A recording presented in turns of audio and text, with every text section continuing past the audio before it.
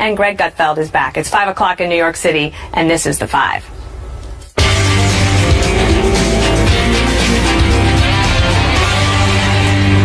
Hillary Clinton took heat for calling Trump supporters deplorable, and now Bill Clinton is probably not helping things by saying this.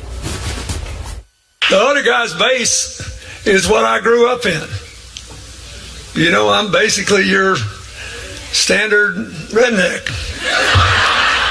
The former president also took aim at the Fox News Channel viewers. He recounted a moment during the primary when the Clinton camp knew they couldn't hold West Virginia.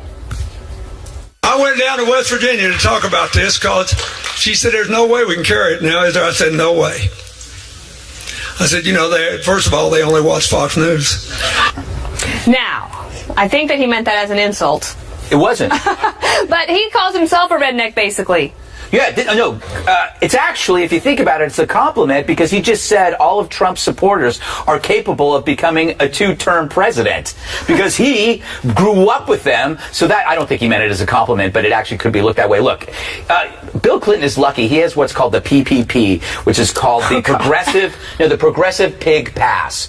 As long as you are a progressive leftist, nice recovery, you can get away with it. You can get away with anything. That's why you remember that the staunchest defenders of Bill Clinton during the sex scandals were feminists who targeted the accusers like his wife had done and implied that everything was consensual. It's because as long as you are progressive and you are on the political side of a feminist, you can get away with anything. And that means denigrating entire groups of people, targeting women because, you know, they had sex with your husband. As long as you're for feminism and for empowerment, you can do whatever you want, as he has proved. It is kind of irresistible for a lot of people on the left, Eric, for them to denigrate Fox News viewers or Fox News hosts and things, even though they would like to come on the show sometimes, especially when they write books. Very nice. So I also think it was a compliment. I don't think he meant it as a compliment, but I'd certainly rather be a redneck than a limousine liberal, or redneck than a intolerant liberal or a left-wing nut. That said, that's just me. But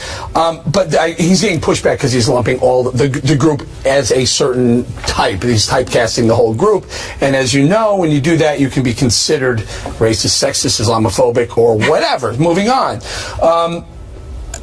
Months ago, I said they should pull Bill Clinton off the campaign trail, and they should. He fought with the Marine. That was bad for her. Oh, I forgot about that. He called Obamacare this crazy system. That was bad for her. And now this is going to be termed bad for her. It's time to pull him back. Or if you're a GOP Republican, keep him just what he's doing. Right, and he is very popular, Kimberly, amongst Democrats, and actually I think he's kind of one of those characters that because he has that charisma, you are drawn to watch him and listen to what he says.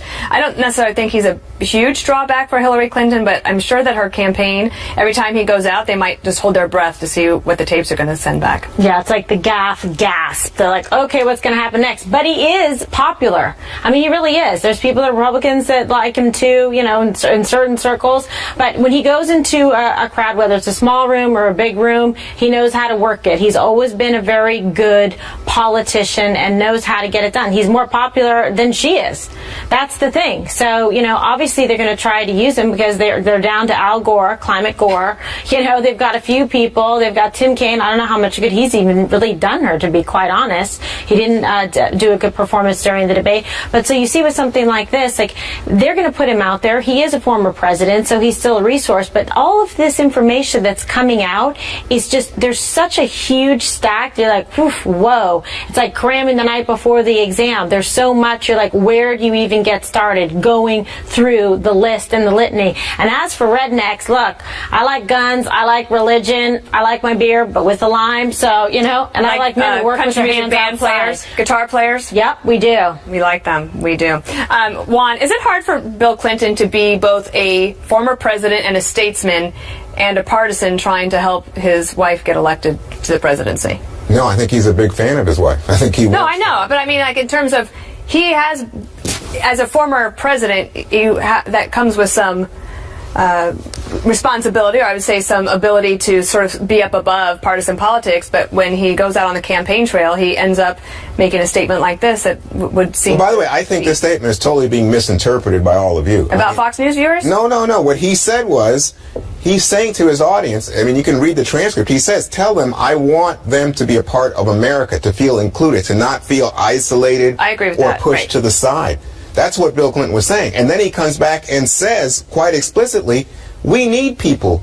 We want them to feel that they're part of America and that they're not being somehow, shunned or demeaned by the conversation that's going on in the Democratic Party. That's what he was saying. Like basket of deplorables? Basket of deplorables, by the way, she was right. But I'm just going to say, I just think on this one, Right about what? she's right that some people who have very harsh attitudes about blacks, about gays, they have deplorable attitudes, okay? She said half of Trump supporters are basket. She apologized for saying half. She did not apologize for saying deplorables, because I think there are some people who have deplorable attitudes on the far right. Deplorables in every organization. Well, fine, then you agree. Every Fine. part. But I'm just saying, in terms of what Bill Clinton said, that I would Dana's say that talking half about. of the people that voted for Trump, there was somewhere, what do you I would never say that she was right and that 13? people are deplorable There and are some also deplorable people in this irredeemable. world. That's not But I'm very just saying, in Christian, terms is it? of this segment, what we're talking about with Bill Clinton, what Bill Clinton said was very clearly, tell people who are, as he said, grew up with him in rural Arkansas or wherever, tell them they're part of America.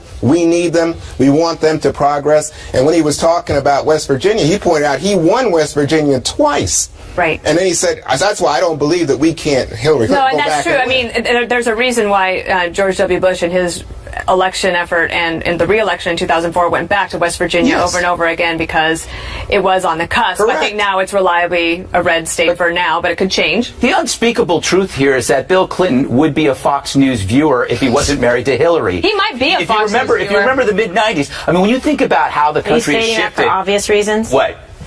I didn't hear you. Why Bill Clinton would be a Fox viewer? Because he was reliably center-right in the 90s, and I think that he has more in common with Fox News than probably CNN or MSNBC. But if I were Hillary, I would send him to Club Med for the rest of the month in a small country, make it clothing optional to save him the time of packing. Well, that would be, that's a good way to take carry-on luggage. Yes. And not have to pack a bag. There's another controversy that's swirling today. I'm going to try to set this up and then we're going to talk about it. It's regarding some WikiLeaks emails that were released, and in particular, this conversation between two Hillary Clinton staffers about Catholics. And whether this is true or not, I guess remains a question. But here is apparently what the emails that were released said. Basically saying that Catholics have a bastardization of the faith. They're totally unaware of Christian democracy, socially acceptable, politically conservative religion, that they don't know what the hell they're talking about when they talk about Thomistics. It gets a little bit complicated and detailed. You can read these emails. We'll have them for you on our Facebook page. And they've been talked about all day. Now, Greg, the Catholics as a voting bloc, but you grew up Catholic, right, but you do not profess to be a part of it anymore. So Jennifer Palmieri, one of the staffers on this, says she does not recognize the email. Mm-hmm. In fact, I think that we have her on tape saying that earlier today. I'm a Catholic. I don't recognize that email that we saw. We're not going to fact check each of the emails that were stolen, hacked by Russian-led effort, and then leaked by Russian-led effort in an effort to hurt our campaign.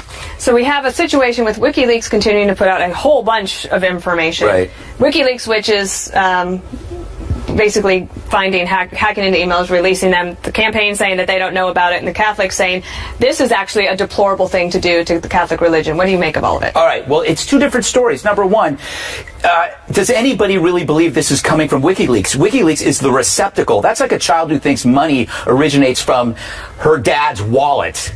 It doesn't. It is being sent to WikiLeaks, and then WikiLeaks releases it. If it's Russia, it's something that we as a country should be concerned about. And just because it happens to target a candidate you don't like isn't enough for me, because when they're done with her, they're going to come after everybody else. And if you work in industries, let's say, that are affected, that the left believes affects the climate, if you work in the oil industry or automotive industry, you could be targeted for this. That's the first part of the story. The second part is, in general, religious people are seen as freaks by the media because because the media is so detached from them. I've been on both sides. I've been, Catholic for 12 years and so on. But I can tell that they, in the media, generally they see people who are religious as Martians. They don't understand it. The interesting thing, Eric, I look back on some of the numbers, and so Catholics as a group have not voted for Republicans as a majority since 1984, and the Trump campaign did jump on this today. I think trying to say, look, this is how they talk about you behind closed doors. Do you think that you can turn that around with the Catholics? First of all, I'm going to say I'm a Christian, I'm a Catholic, and I'm highly offended by the comments. Highly offended by it. Practicing every day. I think what the theory was, and I think what they were going for, was to divide and conquer. Let's divide Catholics from evangelicals, or divide Catholics as a subset of Christians who are bastardizing Christianity. That's highly offensive, and I think this is going to blow up in their face. I think if you're on the fence, if you're undecided, and you're Catholic, even if you're Christian and not Catholic, you have to take offense to this. Here's why. If President Clinton, Hillary Clinton, is going to stack the Supreme Court and the federal judicial system, will your religious freedoms come under attack? A lot of Catholics and a lot of Christians believe that under Clinton, that may become an issue at the Supreme Court level. I would say this is a net negative for Hillary Clinton, big time. I saw Father Jonathan Morris speak twice on Fox about this, and he was very passionate and eloquent, talking about the importance of freedom of religion and what we see happening throughout the world. And you see genocide against Christians, and this is a time that the United States should be leading and protecting faith and religious freedoms with everything that we have in our Constitution. So these emails, I think, are very damaging. I do not believe her when she says she did not send them. I think it's convenient for them to say and blame it on the Russians, because that ties Trump into Putin. It's clever, but I don't believe it. When I hear her say it and I saw her saying it, I don't know. It just seems very convenient. So WikiLeaks went through and edited how many 20,000 something plus emails, maybe even more.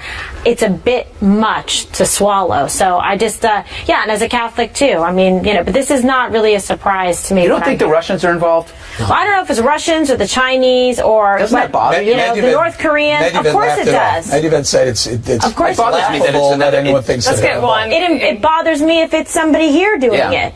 Well, let me just tell you, this is such a bizarre conversation because she didn't write the email. The email comes to her from a guy who is interested in the relationship of Catholics and politics, and especially big donors and the like. And he's saying this. Jennifer Palmieri didn't say it. Nobody in the Clinton campaign said it. Then she responds and says something about, well, maybe these folks who are becoming Roman Catholic don't want to become evangelicals because their rich friends wouldn't understand it. That's all it was said. So all this stuff about I'm deeply offended and this is going to explode. If someone says something racist to me, Juan, I say number one, this is not racist. This is not anti-Catholic. I don't continue the conversation with a racist. You are missing the point here, Eric. This is not anti-Catholic. Really? This is simply saying, and we have these freedoms in our country, if you have a difference of perspective or theology, you can express it. You can say, hey, somebody is playing a social status game in terms of saying they're comfortable becoming a Catholic as opposed to becoming an evangelical. It's almost saying, why are they doing that?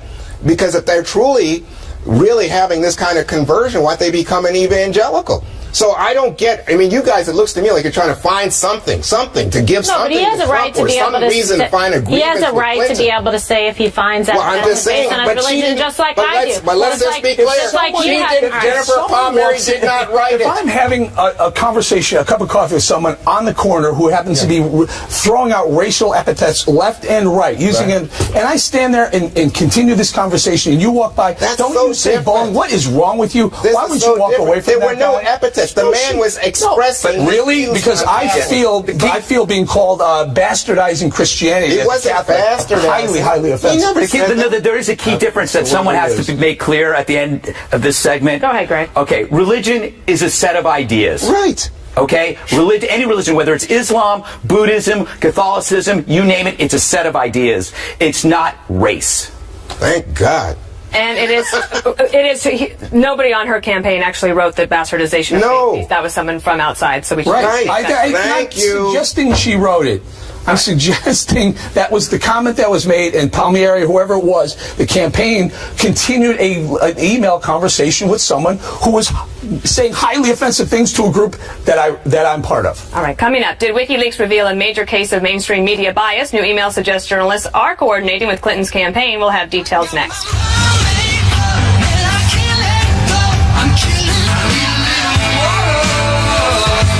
New allegations of mainstream media corruption and collusion after thousands of emails are leaked from WikiLeaks about Hillary. First, Bill O'Reilly exposes the media is in the tank for Clinton. Watch. I think everyone can agree, except for the media organizations that now have ordered their employees to destroy Trump. There's at least 3 of them. And I can't say who they are right now because I don't have it nailed down, but I am 100% convinced. And these media organizations have actually put out, if you support Trump, your career's done here. All right. And that's how intense it is. News organizations have sent, not officially, but through the, corporate grapevine, that we don't want anybody supporting Trump. And if you study it, you can see which ones they are. Well, if there's any question about media bias towards Hillary, we have a few examples from WikiLeaks. Former CNN employee, now interim DNC head Donna Brazile, sent an email to Clinton's communications director, Jennifer Palmieri, raising concerns about a question slated for CNN's town hall the following day. It says, quote, "From time to time, I get the questions in advance. Here's one that worries me about HRC." Now, Brazile denies that allegation. In another email to Podesta, debate moderator John Harwood of CNBC wrote, quote, "I imagine that Obama feels some sad vindication at this demonstration of his years-long point about the opposition party veering off the rails. I certainly am feeling that way with respect to how I questioned Trump at our debate." KG, I want to start with the Donna Brazile. From time to time, you get some information. News organization says, hey, we have this information, but it's embargoed until 6 o'clock. It's embargoed till 8 o'clock. It's embargoed till this event happens. And as a personality, as a journalist, opinion maker, we hold the information. It's on us to do it. I have a real problem with Donna Brazile sending the question that ended up being asked by moderator Roland Martin the very next day at the town hall, almost word for word. She sent it along to the Clinton campaign. Yes, well, that is the allegation. Donna Brazile has, to be fair, has released a statement saying that she, in fact, did not do that, would not do that. I mean, I know her a little bit. Dana knows her better. But obviously, any suggestion like this, whether it's Donna Brazile or someone else, trying to help or give a leg up to a campaign by feeding information would be inappropriate, would not be the right thing to do, ethically speaking, as a journalist. So it's one of the things that's flagged in some of this, whether you see it's collusion between DOJ or between other media personalities or entities, that sort of basically feeds into the Trump narrative of what he's been trying to say about the crooked media, the mainstream media, that is 3 against 1. We saw that kind of in the debate.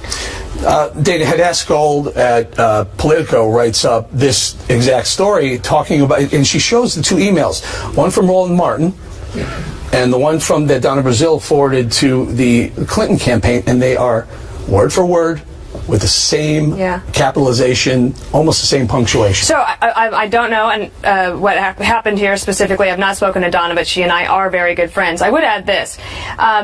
So Donna Brazile, it's not unknown to people that she before she took over as the chairman, she was both the vice chairman of the DNC, while at the same time a CNN contributor, while at the same time a Georgetown professor, while at the same time a public speaker, and she also has her own company. Many hats. She has a lot of different hats that she wears. Okay, it's not like she was running the 4 p.m. newscast at CNN. CNN is very comfortable having specific spokespeople for particular candidates on their network talking specifically about those campaigns, and I am sure, because we've seen it on CNN before with these particular people, they talk directly to the campaign, especially Donald Trump. We see that with Corey Lewandowski. And I don't know if that means that anybody actually gives Corey Lewandowski information to give to Trump. I actually kind of don't care, but I do think that we hold political journalists and opinion makers to a different standard than journalists. I think we do that here. We do that at newspapers all across America. That happens. So I agree this does not look good. I don't know in the big scheme of things if we should be that shocked, because if these 2 things are going to be combined, and that's going to be allowed, you could expect this could probably happen. It's one of the reasons I don't do any Republican events. I still have a problem with it. I still have a problem with almost the exact wording being forward to the Clinton campaign in a day prior before the town hall. Am I wrong? I actually think Donna Brazile should step down as the DNC chair. Why? I think it's completely unethical. When you're told to embargo stuff, you embargo it, or well, first of all, she says she didn't do it. Well, but secondly, no, I read it. I read it. But what I'm saying is, she said she didn't do it. But the key here is, I think, what Dana said, which is CNN hires Corey Lewandowski from the Trump campaign. They're paying him while the Trump campaign is still paying him. And you see that Donna is known. It's not as if Donna, unlike Lewandowski, doesn't say, "Oh, I'm not vice chair of the DNC." She was very clear who she was and what she was doing. But the second point is this. If she then gets a note or something from, I think it was from Roland Martin about a question, or is... It was the same question. They're engaged in discussion. It's the exact worded... I'll finish. If I can finish, I will. That Roland Martin is talking to Donna Brazile about a question, and Donna says to these people, I have concerns about this question. Is that, in her mind, forwarding? She says she didn't do it, but in my mind, that would be a violation of some kind of journalistic standard. It was forwarded. It was forwarded to the campaign. Roland Martin was the questioner on the CNN town hall the next day, and he doesn't work for CNN. My problem is with the personalities, not the network. But CNN, by the way, said that they didn't do it. Yeah. They didn't. Okay. It's like getting a polling results. They are embargoed till 6 o'clock. We don't talk about it. We wait till 6 o'clock. We'll be electrocuted if we take Brett Baer's polls. The real big question is, why does this bias occur? Because the same type of person generally who enters a media career is the same person who has liberal leanings. There are studies that show that. So the conclusion is, if you want to change this, it is time for conservatives to infiltrate. You need more conservatives and more libertarians in this vocation. It's been a liberal playground forever, and it needs a total renovation. I avoid the WikiLeaks stuff. You know why? Because I think it's immoral to go through people's emails. You don't have to look at WikiLeaks to find liberal bias. All you have to do is go to TMZ reported, which actually is fairly accurate, that NBC planned to use the Trump audio to influence the debate and the election. Okay, that is kind of a big deal. They dropped it at a certain point. That's not WikiLeaks. You don't have to go to WikiLeaks to find this stuff. Now, if there was damaging audio of Hillary, would a network have dropped it? Probably not. The media targeting a liberal would be like a parent booing their own child at Little League. There you go. We got to leave it right there. Up next, continuing our discussion of Hillary being held accountable. Clinton's camp may have been colluding with the Justice Department on her email investigation. New details when we return.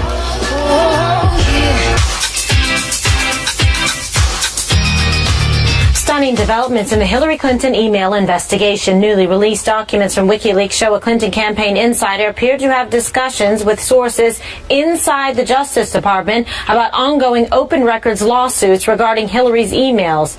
In an email from May of 2015, Clinton's campaign spokesman Brian Fallon said, quote, DOJ folks informed me there is a status hearing in this case this morning, so we could have a window into the judge's thinking about this proposed production schedule as quickly as today.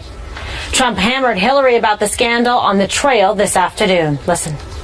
Department of Justice fed information, think of this, to the Clinton campaign about the email investigation so that the campaign could be prepared to cover up her crimes. This corruption and collusion is just one more reason why I will ask my Attorney General to appoint a special prosecutor. We have to investigate the investigation. Okay, so Dana, is this something that works and resonates based on the information we're getting? Well, for his crowd, for Donald Trump's rallies, they will love it. They'll eat it up. I have to say, though, having worked in a situation where you have investigations of public officials and you're dealing with the Justice Department, that I don't know who Brian Fallon spoke to, but DOJ folks, one of the things that we had to do with the U.S. Attorney scandal, for example, which was really a baloney scandal. I wish I was press secretary again. I could go back and do that one over. There was a designated person, a lawyer, who was designated for both parties to talk to, which acted as the sort of the neutral party. That to me makes total sense and is proper and is fine. The thing that is funny to me about this is that one of the emails says that her communications team, and maybe not just communications, believed that the email story that had just broken would be over in a weekend. They thought it was going to be no big deal, and it has actually been the biggest deal of the campaign. Even Bernie Sanders couldn't stop it from being a big deal. No, for sure, and it mattered to his supporters, and we still see in the polling that when you would ask people and the exit polling during the primaries, the emails matter. The emails definitely resonated with people, so which gave rise to the whole crooked Hillary Clinton type of moniker. All right, Bowling, so what do you make of this? It's collusion? Yeah, I don't know. I mean, I don't know enough about it. I honestly can't. I'm trying to figure out what actually is the accusation. I do think that staying on the emails is important, and I think the FBI made a mistake in suggesting they were done with the case. I would like to see them continue to investigate, because I think as you keep pulling at the string on the sweater, eventually it unravels, and I think there's more there. Again, there's a reason 33,000 emails were bleach-bitted to oblivion. They can never be brought back again. There's a reason, because they wanted to make sure those were never seen. Now, there's enough stuff in it. We realize somewhere in between what they got rid of, stuff that's innocuous, and some of the stuff that we're talking about now that they didn't get rid of, they couldn't get rid of, and we still find highly concerning. That means the stuff that they got rid of had to be even more concerning, because there's a lot of stuff that's inane that they left in. So whatever these 33,000 is, I mean, we're speculating on it, but you're about to 27 days to elect a president. Do you want someone that would go to that extent to hide some of the information? There's got to be, despite a subpoena in place. Yeah, despite a subpoena in place. That's problematic. All right, Greg, so how do you see this? Do you think this is something that works? Well, again, I'm going to go back to what I always say. I don't like commenting on purloined emails, because it's going to happen to Fox News as well. Just get used to it. This will happen. Julian Assange has no partisan love for us. So it's not like, once he's done doing this, he'll do something else. Having said that, you can talk about the email situation without WikiLeaks, because the fact is, it's the same argument that we've always had, is that you can't trust someone with national security when you can't even trust them with classified information on their email. The difference here, though, Greg, is those emails were supposed to be held in case they were ever subpoenaed. That's the difference between WikiLeaks breaking into the State Department server or emails and a private person's emails. And we're not talking about her, hey, what are you doing this weekend? We're talking about what did she do as official business. Yeah. Well, and again, WikiLeaks didn't break in. The idea that I don't know. I just find it interesting that if it were another team sport, if it was a politician that we liked, we would be screaming outrage. Okay.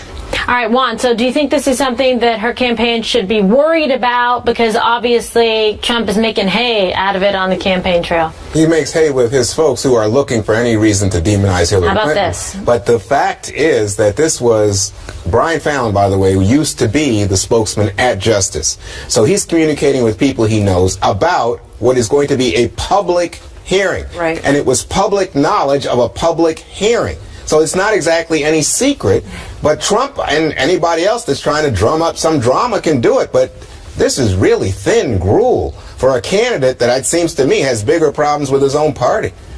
Me instead, I prefer Irish oatmeal. Delicious. All right, when we return, the gloves are coming off with only 1 week to go before the final presidential debate. Trump and Clinton are slamming each other harder than ever. The latest battle from the trail next.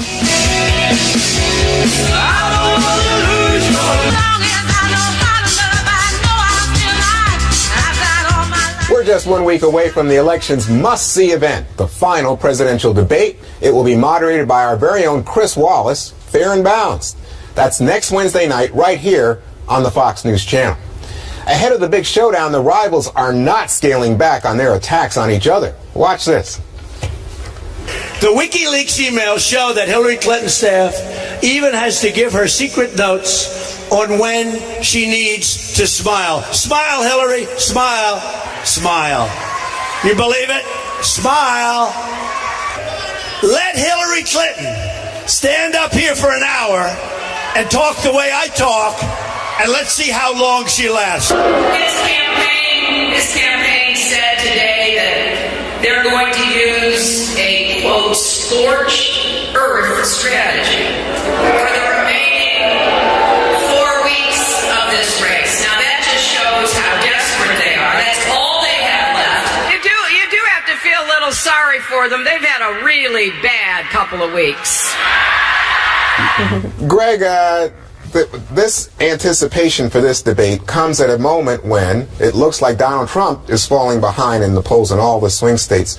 So is there any reason why you think Donald Trump would say, "Oh, I don't care. I don't want to bother with this debate"? Oh, no, he knows this is important. This means everything to him right now. I think he has to strike the same tone he had last week, which was was it a week ago? I can't remember. Yes. I can't read this 3 days whole ago. year is fried my brain. But I think that he can't be restrained, but he can't be aggressive. He has to get right in the middle, and he's got to stress one thing when they come after him: words versus deeds. That seems to be the most effective way of dealing with the attacks on him. To say these are words.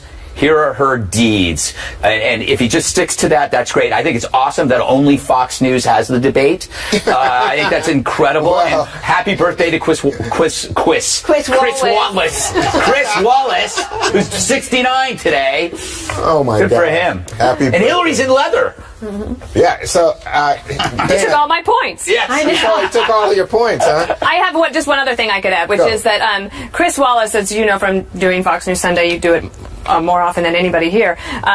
He is the kind of person that when he asks a question, you want to get the answer right. And he knows his stuff very well. And there are some specifics, I think, that Donald Trump could take advantage of. For example, this question of the new tax review study of her plan that said it would cost 700,000 jobs. I mean, there are specifics that he did very well in the second debate when he was talking about Obamacare. When he drilled in on those, I thought that was some of the most effective, so that if he can have some of those in mind going into this debate, he'll probably do better. So, Eric, one of the critiques that comes from the left is, oh, he's just going to have the scorched earth approach again. Why put that on TV? What do you think?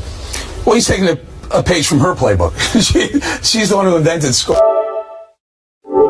earth. The Clintons, Bill, and she has. So, look, Greg's right. This is it. This is his final act on Broadway. He's got to bring it or forget it. And don't forget, after that, we're only a couple of weeks away, maybe 2 weeks away from the election. He also has to make sure he has to thread that needle where it's not over the top, because he's got the brand to protect in the event he doesn't win the election. He's got to make sure he can go strong enough where you go, I want to vote for that guy, but not so strong you go, I don't like that guy if he's not the president. Boy, that's an interesting point. And Kimberly, I think as USA Today said, an unprecedented historic number of Republicans moving away, that he has to speak to the base as well. He does, yeah. He has to survive 20 seconds, now 5.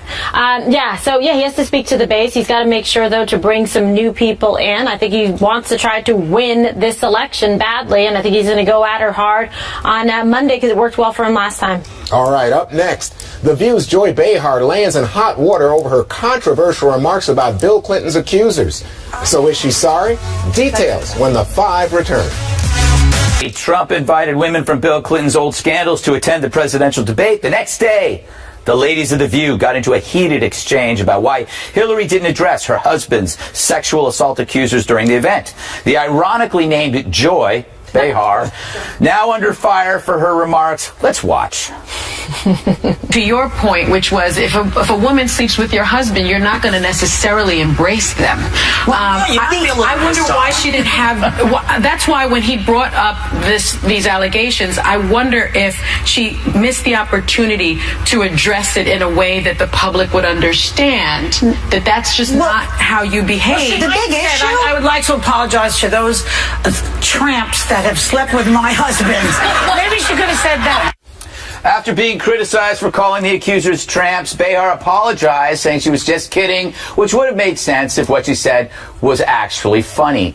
Dana, from a communications perspective, should she be disciplined? Like Billy Bush was? You mean fired? Well, I don't know. Was he fired? Or I don't know. I don't know what the status is over there. Suspended indefinitely. Suspended indefinitely sounds like a pretty. I mean, calling victims of sexual tramps is not very nice. She apologized. I think that's probably fine. Okay, Eric. It's almost like saying the rape victim got raped because of the short dress, right? Yeah. Like that. Instead of blame the rapist, blame the victim. She's a comedian. She can say these types of things. That you have that umbrella that allows you to do that. What would happen if he said it? I don't think she should be said. Little funny one over here. What if he said it?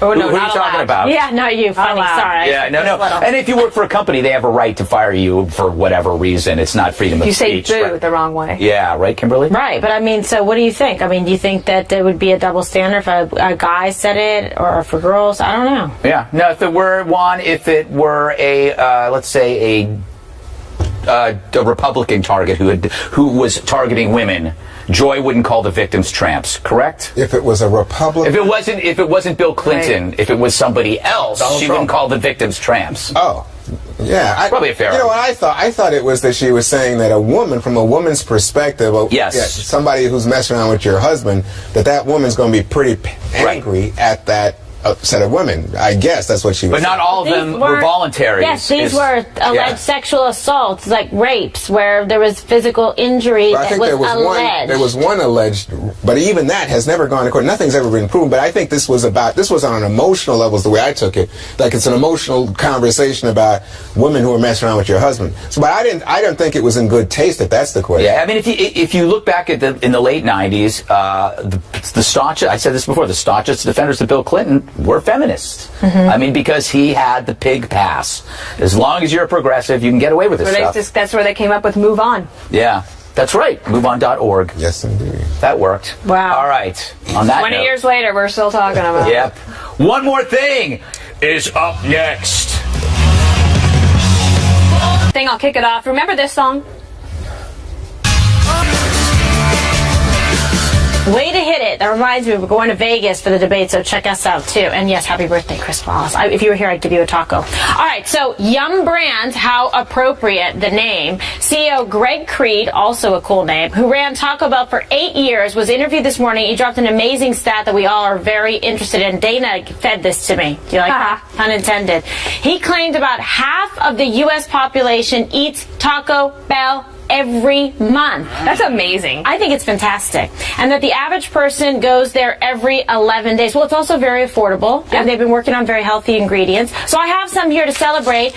Chicken for Juan, chicken for Dana. Bowling's going out to dinner with his wife. Greg is starving himself, anorexic. I am not, so I'm having a beef taco. These are delicious. Last time I checked, how much were these? They're like 99 cents. I have to tell you, they have improved on the whole ingredients.